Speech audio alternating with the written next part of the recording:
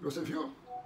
O escritório de Zanin levou mais de 1 milhão do fundo eleitoral do PT na campanha do ano passado. Mas foi mais. Suplantou a casa dos 2 milhões. Porque daí Lula aproveitou para usar o seu partido para pagar também honorários do período em que estava preso. Simples assim. Esse cidadão é que vai ser sabatinado, uma vez que indicado o foi na última quinta-feira, será sabatinado. Não na próxima semana, que é curta, tem o feriadão, Corpus Christi, quinta-feira, mas na subsequente. Sim, porque o presidente da CCJ, Davi Alcolumbre, que indicou 2 ministros na composição da equipe de Lula da Silva, diferentemente do que fez no período de Bolsonaro, quando indicou André Mendonça, ele ficou segurando meses a fio. Não, agora é rapidinho. Lula chamou Alcolumbre no Planalto e está tudo resolvido. Está aqui na coluna de Lauro Jardim, O Globo de hoje, velocidade máxima, dizendo que ele vai tocar para frente, inclusive já está cabalando o voto, ele, Alcolumbre, para aprovação, não só na CCJ, como no plenário. E a aprovação será tranquila, sem dúvida nenhuma. Ele só vai ter que enfrentar na CCJ perguntas de Sérgio Moro, Flávio Bolsonaro e tantos outros. Mas será aprovado o nome, seguramente, tanto na comissão quanto no plenário. Mas vejam só, indicação de Cristiano Zanin, o advogado que o livrou da condenação por corrupção e tantos outros crimes. Preso ficou 580 dias em Curitiba e com a ajuda do Supremo, evidentemente que Lula foi libertado, passou a ser ex-presidiário e descondenado, teve seus direitos políticos restabelecidos, disputou a eleição. Só que você vai ver agora uma matéria de Jornal Nacional, onde mostra que a ficha corrida de Cristiano Zanin não é assim tão cristalina, nem a sua e nem do seu sócio, que vem a ser sogro, Roberto Teixeira, amigo de décadas de Lula da Silva e seu compadre. Acompanhe.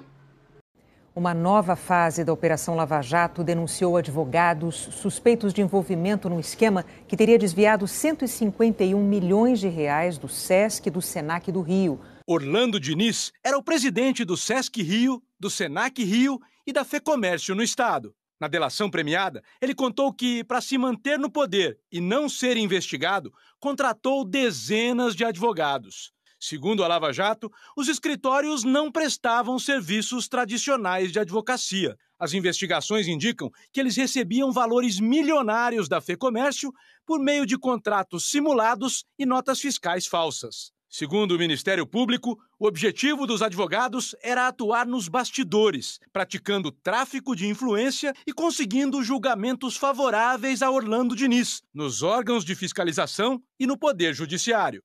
A denúncia diz que, de 2012 a 2018, 2 advogados comandavam toda essa estratégia jurídica: Roberto Teixeira e Cristiano Zanin.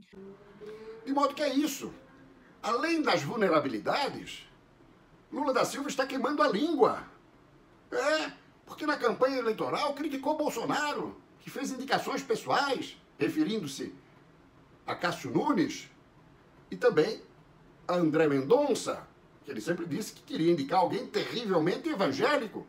E foi contestado por Lula, que disse que a Suprema Corte não pode estar à mercê de indicações pessoais, assim como ele fez no seu governo em relação ao então advogado-geral da União, Dias Toffoli.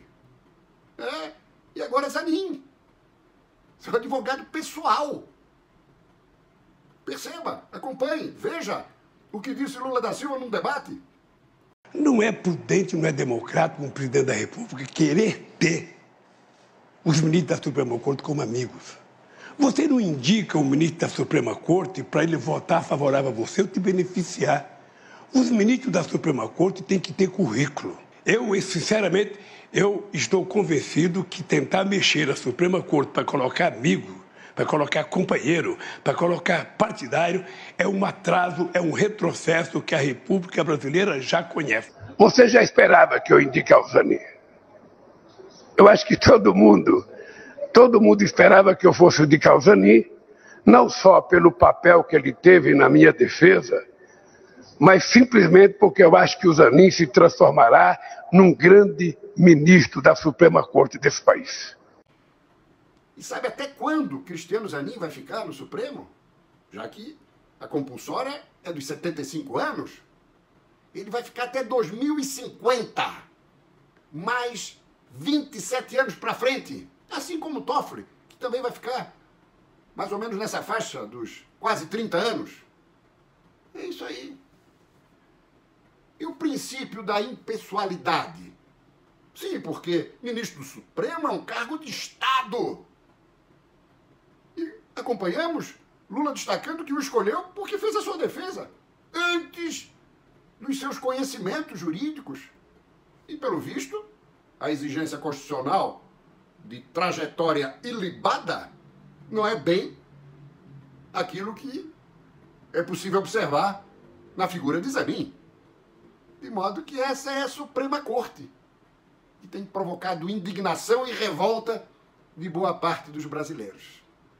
É Lula da Silva fazendo história. Claro que outros presidentes também erraram, como Fernando Collor de Mello, que colocou seu primo, Marco Aurélio Mello, que se aposentou recentemente. E outros, Dilma Rousseff, Fernando Henrique, botou seu advogado-geral da União, hoje decano, Gilmar Mendes, que vive aprontando, dando declarações estapafúrdias.